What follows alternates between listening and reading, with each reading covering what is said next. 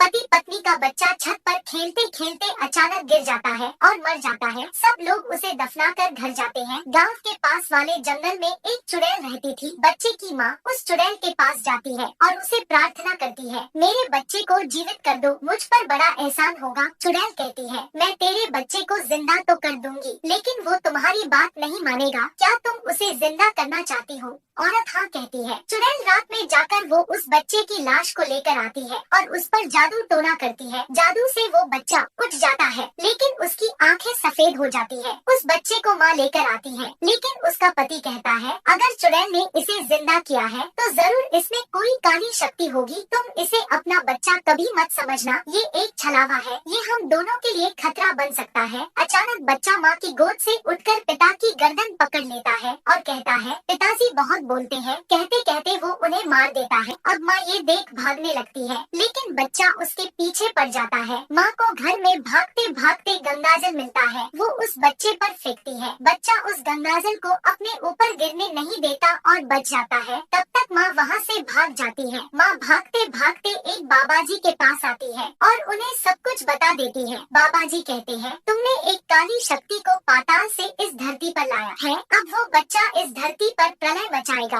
वो तुम्हें मारने जरूर आएगा। इधर बच्चा जैसे जैसे रास्ते पर से चल रहा होता है, उसके आसपास के सभी जानवर अपने आप मरने लगते हैं। अगर कोई आदमी या औरत उसके रास्ते में आने लगा तो अचानक उनके पेट दुखने लगे और वो भी मरने लगे। चलते चलते वो बच्चा काली शक्ति के कारण काला पड़ने लगा। बाबाजी कहते हैं, उस चुड़ैल के शैतानी बच्चे को मारने के लिए मैं तुम्हें ये माँ काली की जादुई विभूति दे रहा हूँ। कैसे भी करके तुम उसे ये खिला देना, तभी तुम्हारा असली बच्चा बाहर आएगा और वो ही इसे ठीक कर सकता है। आखिरकार वो बच्चा सामने आता है। बाबाजी उस पर जादू छोड़ने लगते हैं, लेकिन उस बच्चे पर कोई असर नहीं होता, बल्कि वो बच्चा बड़ा बनने लगता है। अब वो अपनी माँ को मारने आगे बढ़ता है और अपने हाथों में उठा लेता है। जैसे ही वो अपना मुँह खोलता है, माँ केशव कहकर पुकारती है और उस पर वो विभूति फेंकती है। विभूति फेंकते ही उस शैतान बच्चे के अंदर अचानक हलचल होने लगती है। उसके अंदर से उस माँ का असली बेटा केशव बाहर आने की कोशिश करता नजर आता है। तभी बाबाजी उस अंदर वाले बच्चे के कपाल पर अपनी जादुई शक्ति फेंकते हैं। केशव उस शक्ति को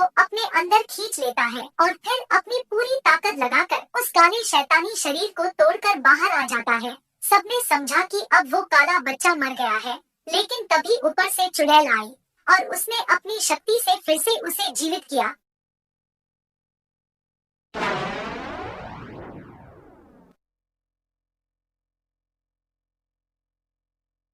काले बच्चे की और केशव की लड़ाई होने लगी। दोनों की बीच घमासान युद्ध होने लगा, लेकिन तभी केशव ने काले बच्चे के वारों को चुकाकर अपनी पूरी शक्ति से उसे एक जोर की लात मारी और वो काला बच्चा जमीन पर दूर जाकर गिर गया।